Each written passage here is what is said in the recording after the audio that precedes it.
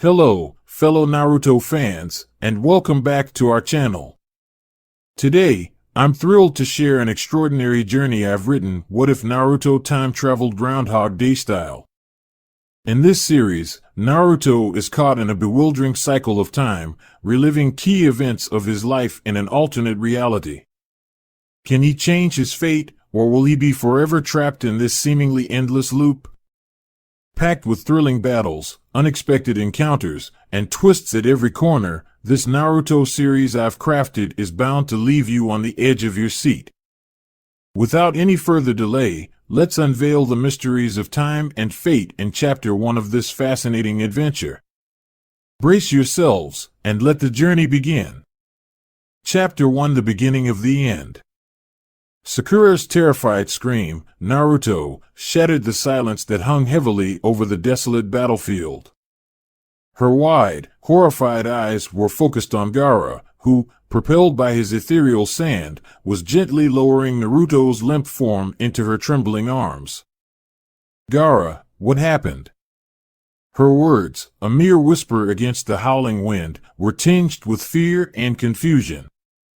Gaara's answer came like a death knell, "Madara and Obito, they've extracted the Kyuubi from him, just like B's Hachibi." The grim news hung between them, a cruel testament to the battle they had just lost. Sakura's voice, when it came next, was choked with emotion. "But why is his heart not beating?" She couldn't finish, the words catching in her throat. Gaara's response was as soft as it was painful. "A Jinchuriki can't survive without their tailed beast," he murmured, confirming their worst fears. The world around Sakura blurred as Gaara's words sunk in. The sob that ripped through her was guttural, the anguish evident as she crumbled to her knees, the echo of her heartbreaking scream, "Naruto," serving as a chilling testament to her despair. The desperate cry was what roused Naruto from his slumber. The sudden consciousness felt disorienting, and it took Naruto a moment to gather his bearings. He found himself standing in a forest, the familiarity of it slowly dawning on him. This was the forest where he had first discovered the shadow clone technique from the Forbidden Scroll. His mind raced, struggling to comprehend the situation. Could this all just be a dream? As he pondered this, he hardly noticed the approaching figure of Iruka. "Naruto, you're in trouble." The Forbidden Scroll. Iruka's voice held a stern edge, a harbinger of the danger that was about to unfold. His words, however, were cut short by an unexpected ambush from Mizuki. As Naruto stood bewildered, trying to form a response to Iruka's reproach about the Forbidden Scroll, an unexpected enemy struck. Mizuki, with a snarl etched across his face, launched a surprise attack. The peaceful forest was suddenly transformed into a chaotic battlefield. With a lightning-quick reaction, Naruto summoned 4 shadow clones. Their appearance was almost spectral, their presence injecting the battle with a sudden surge of intensity. The clones spread out, forming a circle around Naruto, each of them mirroring his determined stance. Their formation was tight, ready to parry and counterattack any oncoming assaults. Mizuki, undeterred, let loose a barrage of shuriken. Each one whizzed through the air, sharp and deadly. But Naruto and his clones were not to be easily overwhelmed. They bobbed and weaved, their movements synchronizing into a dance of survival against the lethal rain of steel. Minute by minute, step by step, Naruto and his clones inched closer to Mizuki. The dance turned fiercer, the tension in the air crackling with each parry, each dodge. Suddenly, Naruto found an opening. With a burst of energy, he launched himself into the air, shouting, "Take this!" His clones followed his lead, their movements an exact mirror of his. Like a hailstorm, they descended on Mizuki, their barrage of kicks landing with precision. Mizuki was caught off guard, finding himself lifted off the ground and flung into the air. Naruto wasn't done yet. With a triumphant roar, he yelled, "Naruto Barrage," and landed one final, powerful kick that sent Mizuki hurtling down to the forest floor, defeated. The aftermath of the battle was an eerie silence. Iruka, having watched the entire encounter in stunned silence, finally found his voice. "We need to report this, Naruto."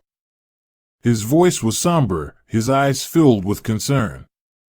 As they began their walk towards the Hokage's office, Naruto couldn't help but hope for answers.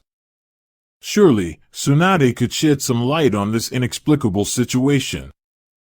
Shoulders hunched in concern, Iruka escorted Naruto to the Hokage's office. Konoha's building stood tall, bathed in the warm hues of the setting sun. But Naruto felt a chill run down his spine. His mind raced with questions, leaving a cold dread pooling in his stomach. Arriving at the Hokage's office, Iruka knocked gently on the door. "Enter," came the steady reply from inside. They stepped in, and Naruto's breath hitched. He had expected to see the familiar stern visage of Tsunade. Instead, behind the desk sat Hiruzen Sarutobi, the third Hokage, his countenance calm and eyes filled with wisdom.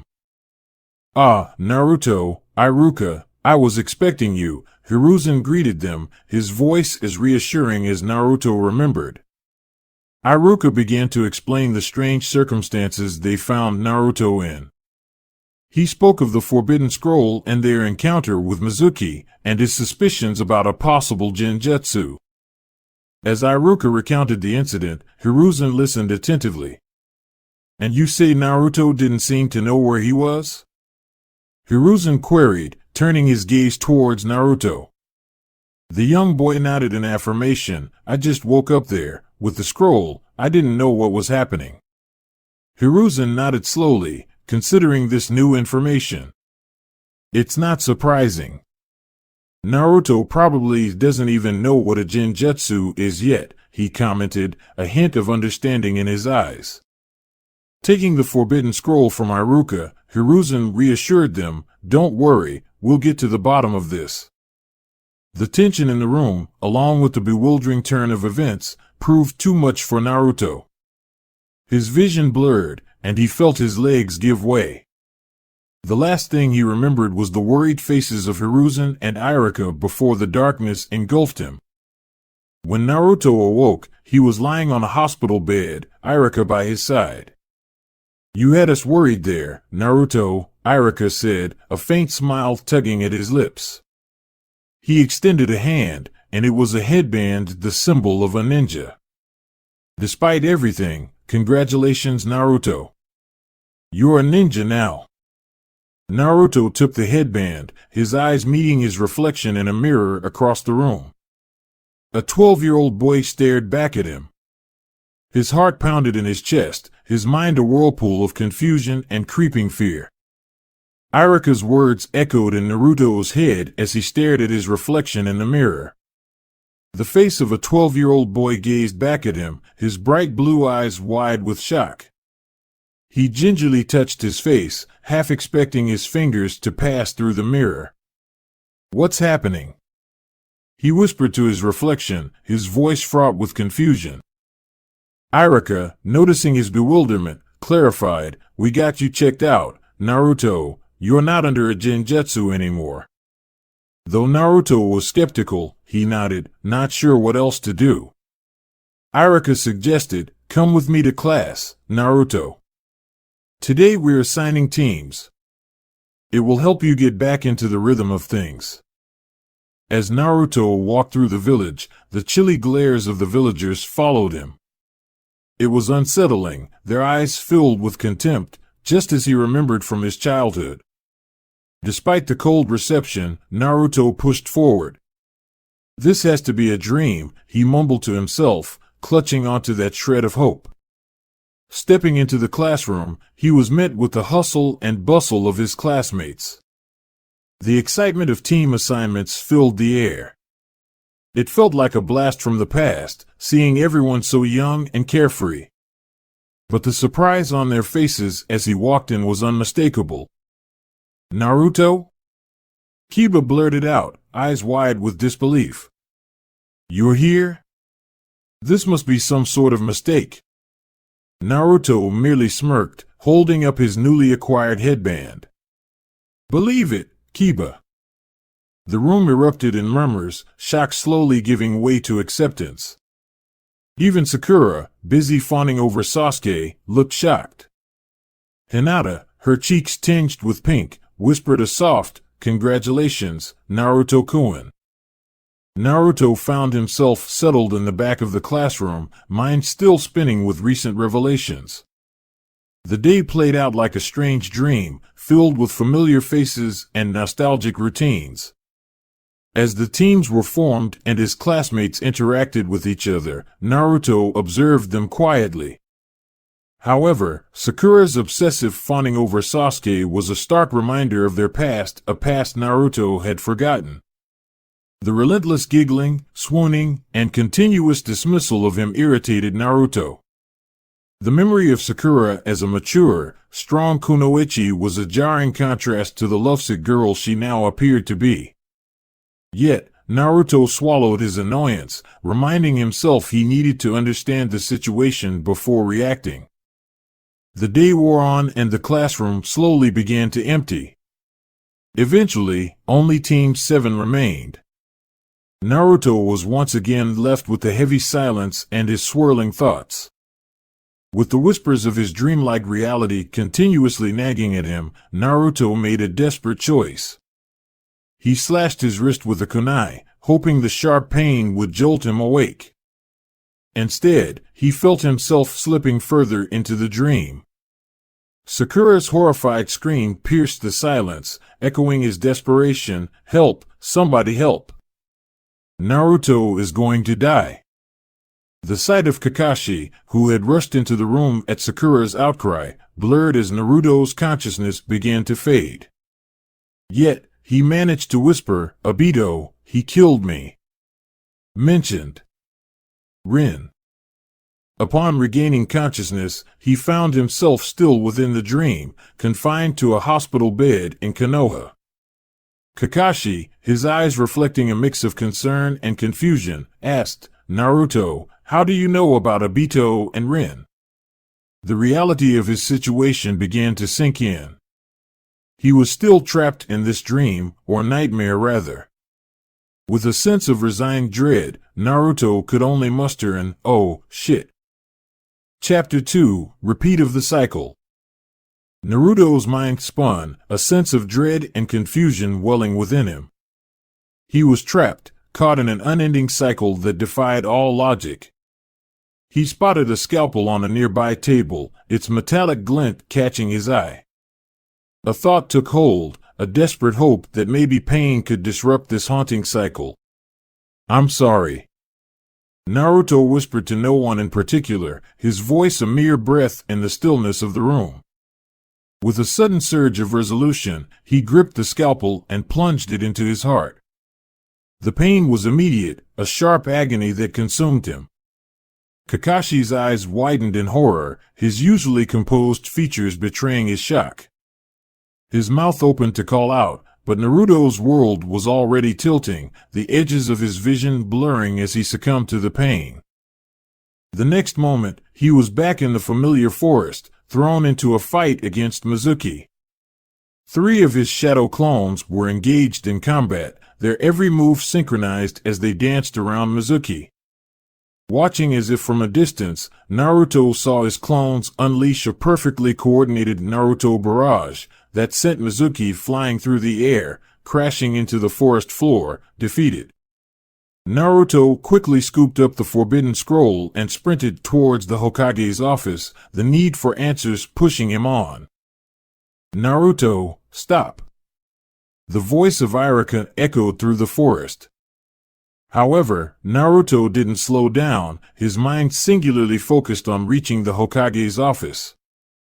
As he skidded into the office, Naruto almost crashed into Hiruzen Sarutobi, the 3rd Hokage. "Lord Third." Naruto's breath hitched as he tried to begin, but Irika, panting from the chase, skidded to a halt next to him, interrupting him. "Hokage-sama, Irika began, worry creasing his forehead. I believe Naruto might be under a genjutsu. His glance flickered from the third Hokage to Naruto, concern mirrored in his gaze. A chill ran down Naruto's spine. He needed answers, and he needed this unending cycle to stop. Hiruzen, noticing the strain on Naruto's face, motioned for his Umbu guards. Capture Naruto, but don't harm him. We need to dispel this genjutsu, he ordered calmly. However, as the Umbu lunged towards Naruto, he swiftly retaliated, knocking them out with unexpected force. Hiruzen's brows knitted together in surprise as he watched Naruto take out two elite Umbu members effortlessly. Naruto, calm down. We're trying to help you, he urged. I need answers, old man. Naruto's voice was strained, his eyes darting between the unconscious Umbu members and the third Hokage. Where am I? What is this place?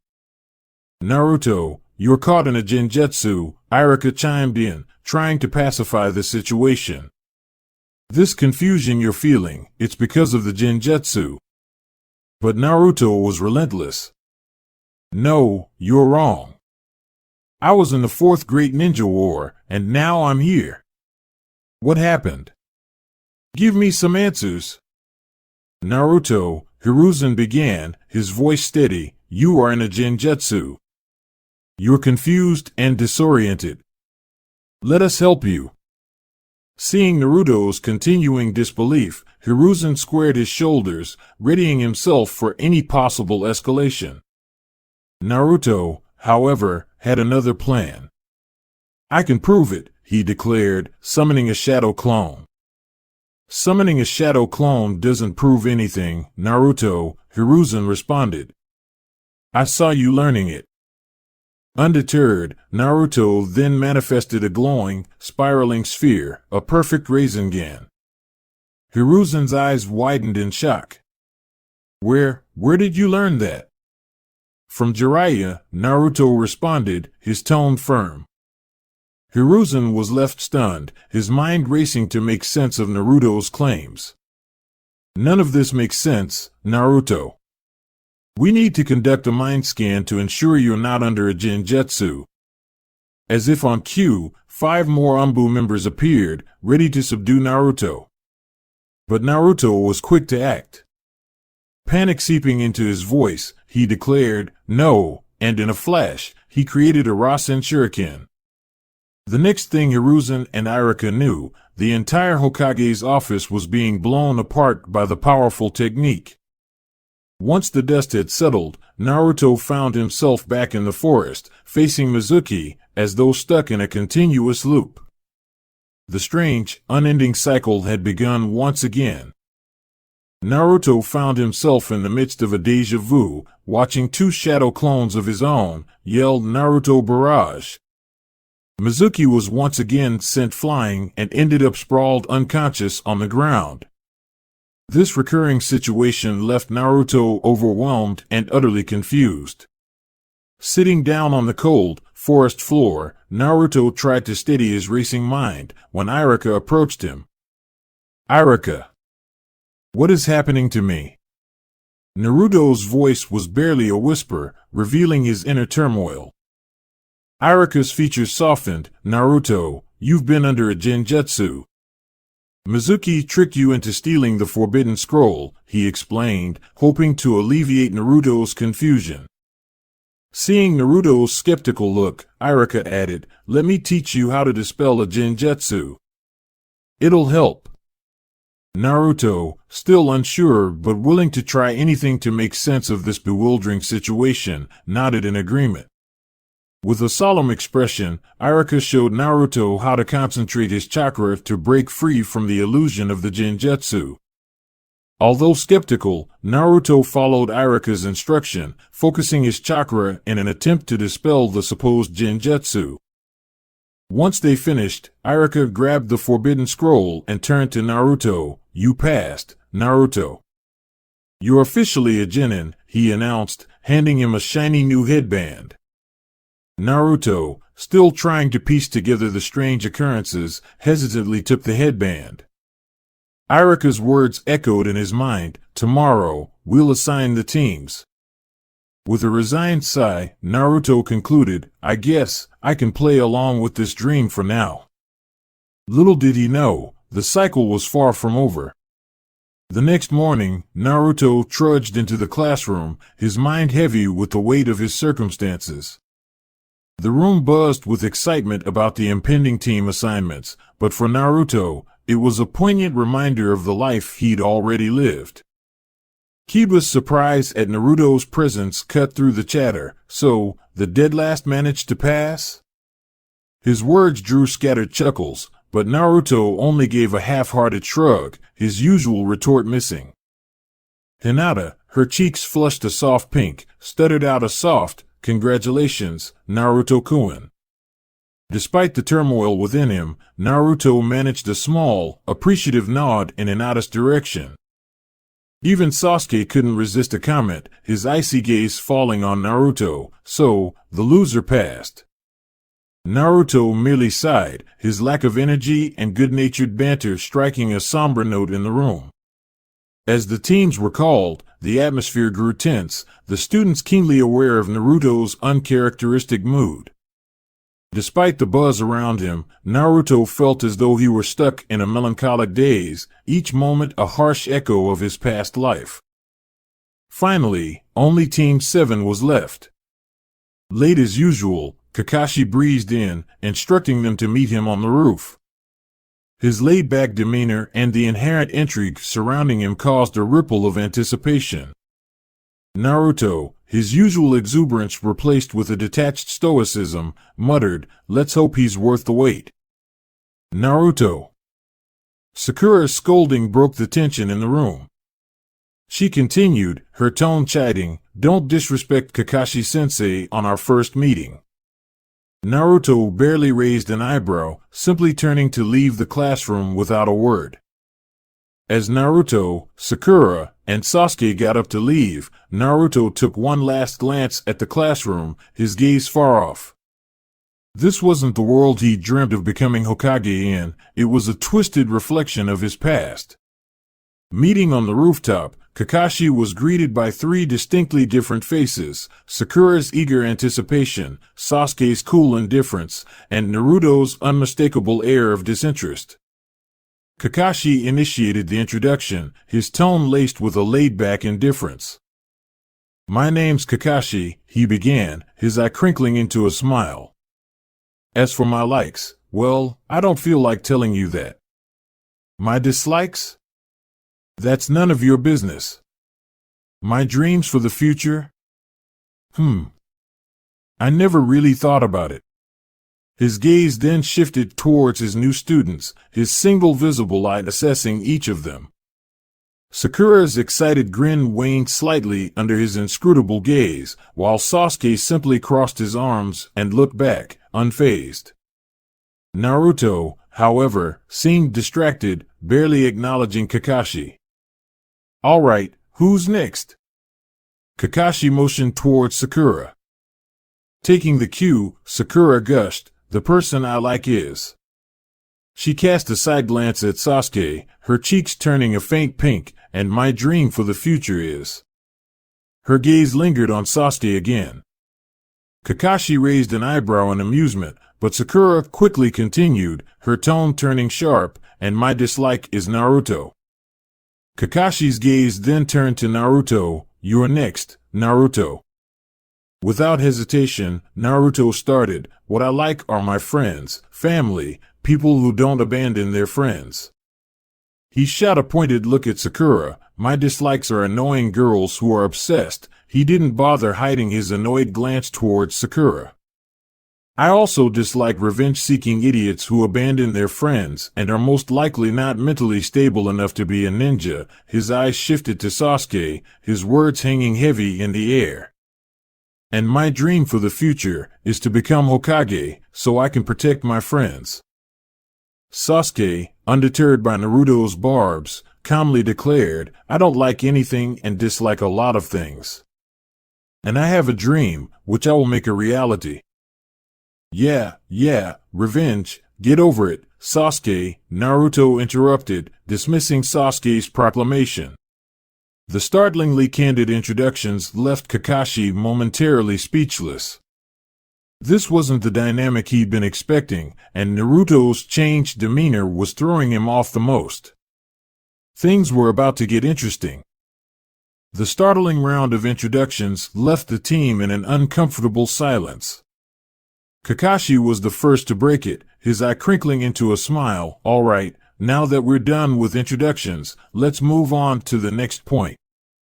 Sakura and Sasuke immediately straightened up, their attention riveted to Kakashi, but Naruto merely sighed, leaning back with a resigned expression.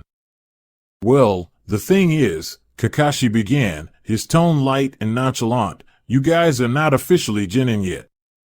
This announcement was met with an outburst of protests. What? Sakura exclaimed, but we already graduated from the academy. That's not fair, Sasuke added, his usual cool demeanor slightly ruffled. Naruto, however, remained quiet. He already knew what was coming. Kakashi, noticing Naruto's silence, turned towards him. Naruto simply shrugged, I'm fine with it. Kakashi grinned, I like your attitude, Naruto. Returning his attention to Sakura and Sasuke, Kakashi continued, well, whether you agree or not, you have to pass one final test tomorrow to officially become Genin. So, make sure to meet me at Training Ground 3 at 5 a.m. sharp. And oh, don't eat breakfast, unless you want to puke it out. With that, Kakashi disappeared in a puff of smoke, leaving Team 7 alone on the rooftop, the echoes of their protests fading into the evening air.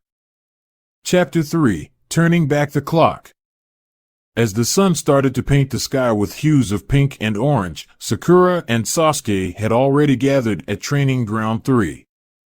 They waited, glancing at the giant wooden clock from time to time, their anticipation building with every passing second.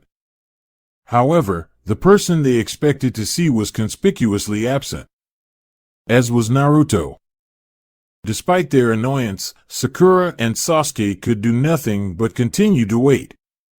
Just as the sun began to reach its peak in the sky, a familiar orange-clad figure sauntered into the training grounds. Naruto, you're late. Sakura reprimanded, her face flushing red in frustration. Naruto merely shrugged, Kakashi-sensei is not here yet, right? So technically, I am not late. Before Sakura could retort, a swirl of leaves heralded the arrival of Kakashi. He appeared with his usual carefree demeanor, a book in hand. Yo! He greeted, not at all concerned about his tardiness. Ignoring the glares directed at him, Kakashi cleared his throat and began explaining the rules of the bell test. There are 2 bells, he said, holding up the tiny silver bells for everyone to see. Your task is to take these bells from me before noon. If you can't, you go back to the academy. Silence descended upon them as the severity of the situation sunk in. The peaceful atmosphere of the morning was disrupted as an intense aura of determination enveloped the training grounds. Naruto, however, had a mischievous glint in his eyes. If he had to relive this life, he might as well have some fun. And beating Kakashi in the bell test was certainly an interesting challenge. Kakashi's announcement of the test's commencement acted like the strike of a match, igniting the serene atmosphere with the excitement of competition. However, unlike his companions, Naruto didn't rush to find a hiding spot. Instead, he remained in the open, grinning mischievously at Kakashi. With a dramatic flourish, Kakashi made his move. He lunged at Naruto, aiming to repeat the infamous 1,000 years of death technique, but Naruto was not the same naive kid. Anticipating the move, Naruto danced out of the way, his smile never leaving his face. Missed me, Kakashi-sensei, Naruto taunted, quickly summoning a swarm of shadow clones. The air vibrated with tension as Naruto and his clones launched their attack. Kakashi, while initially taken aback, quickly regained his composure and began countering Naruto's assault, his hands weaving in and out, dispatching clone after clone with swift, precise moves. However, Naruto was not an easy target. He moved with surprising speed and agility, weaving around Kakashi, his clones providing him cover, all while trying to close in on the bells. The Naruto that Kakashi knew from his file was nowhere in sight. This Naruto was something entirely different, a formidable opponent. As Kakashi leapt into the air, avoiding an incoming clone, he saw Naruto standing where a clone was just a second ago. A clone that he had just taken down with a swift kick. A substitution, Kakashi thought, a flicker of surprise crossing his features. He hadn't seen Naruto use it during the test before. Meanwhile, Sakura and Sasuke, hidden among the trees, watched the unfolding spectacle with wide eyes. They couldn't help but be impressed by Naruto's performance. The usual goofball was nowhere in sight. Instead, what they saw was a determined, skilled, and surprisingly agile Naruto giving Kakashi, an elite jonin, a run for his money. This was definitely not the test they had expected. The training ground fell silent, the only sound echoing in the atmosphere was Kakashi's breath hitching in his throat. Naruto, who had been an enthusiastic, energetic child a moment ago, was now rising up to meet him, a reimagines forming in his hand. Kakashi's heart pounded in his chest. This sight, a jutsu of such complexity only the most experienced shinobi could master, in the hand of Naruto, a fresh genin, it was almost too much to process. It was as though time had stretched, and the world had slipped into slow motion. Acting on instinct, Kakashi drew upon his chakra. His palm lit up with the familiar crackle of the lightning blade. Electric blue light danced, casting an eerie glow on the scene. The inevitable clash came, a raw release of energy, a thunderous shockwave resonating throughout the training grounds. But Naruto's reimagines was pulling back, noticeably weaker than Kakashi remembered it should have been. Regardless, Kakashi's instinctive reaction was full throttle. The lightning blade tore through Naruto's reimagines, slicing into Naruto's chest. An agonized gasp escaped Naruto's lips before his body went limp, plummeting towards the ground. A paralyzing chill coursed through Kakashi's veins, his eyes wide as he watched the boy falling. He had reacted on instinct, on painful war memories that still haunted him, the countless battles where hesitation meant death. But this was not the battlefield, and Naruto was not his enemy. Naruto's body hit the ground, lifeless. The chilling realization of what he'd just done washed over Kakashi. Naruto was dead. But then, Naruto was standing again in the familiar forest, back to the moment where he and his clones were poised to attack Mizuki. The training ground was gone, replaced by the forest. The reimagines had vanished, replaced by a Naruto barrage. As he watched Mizuki crash to the ground once more, Naruto was left with a sobering realization he was trapped in a loop. He had died, only to wake up back in the past. The question now was how he would find a way out. Under the moonlit canopy of the forest, Naruto's signature technique, the Naruto barrage, echoed with a fierce intensity, his single shadow clone at his side assisting in the defeat of Mizuki, who now lay sprawled on the ground, unconscious. Naruto was engulfed in a storm of emotions, the scenario strikingly similar to his past, yet with a noticeable difference this time, there was only one clone. As the aftermath of the attack settled, a familiar figure appeared, Iruka. His eyes widened at the sight of the forbidden scroll, haphazardly left behind on the forest floor. Naruto, wrestling with his own confusion and mounting distress, met Iruka's gaze momentarily, his eyes mirroring an unspoken apology. Feeling a powerful surge of emotions threatening to spill over, Naruto jumped onto a nearby tree branch. "I need to get away," he muttered to himself, his voice barely a whisper. With that, he darted away, his form disappearing into the foliage. Iruka's plea hung in the empty air, "Naruto, wait." But Naruto had already vanished, the rustling leaves marking his hasty departure. Iruka glanced down at the forbidden scroll. He knew he couldn't chase Naruto, the forbidden scroll's safety was paramount. With a sigh, he picked it up, holding it securely, as concerns for Naruto swirled in his mind against the backdrop of the silent forest. Trying to process the whirlwind of events, Naruto stood on a tree branch, his mind buzzing with confusion. His respite was short-lived, however, as the shadows around him began to move and solidify into formidable figures, the Umbu Black Ops. 10 in total, their presence marked by the eerie stillness of the night. "Naruto Uzumaki, you are to come with us," commanded the one who seemed to be their leader. His voice echoed ominously throughout the forest, the metallic glint of his Umbu mask catching the moonlight. Naruto felt his heart pound in his chest, his instincts kicking in. He knew he stood no chance against 10 elite Umbu members. However, he was not one to go down without a fight. "I refuse," he shot back, adopting a defensive stance. The Umbu didn't miss a beat. They lunged at him simultaneously, their speed and precision honed by years of rigorous training. Despite Naruto's improved skills, he found himself outnumbered and overwhelmed. He was able to hold off 1, maybe 2 Umbu, but 10 was beyond his capabilities. His every counter was met with stronger attacks, his every move anticipated and countered, each hit he took tightening the vice of impending defeat. The battle ended as swiftly as it had begun. Beaten and cornered, Naruto was finally subdued and captured. The Umbu members, hardly breaking a sweat, secured his hands and hoisted him onto their shoulders. Naruto looked on in a daze, his body screaming in protest against the rough treatment.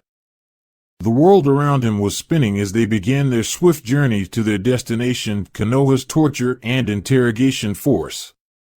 As the forest scene faded into a blur, a chilling sense of dread wrapped around Naruto. His journey had taken an unexpected turn. Their journey through the forest was quick and disorienting for Naruto.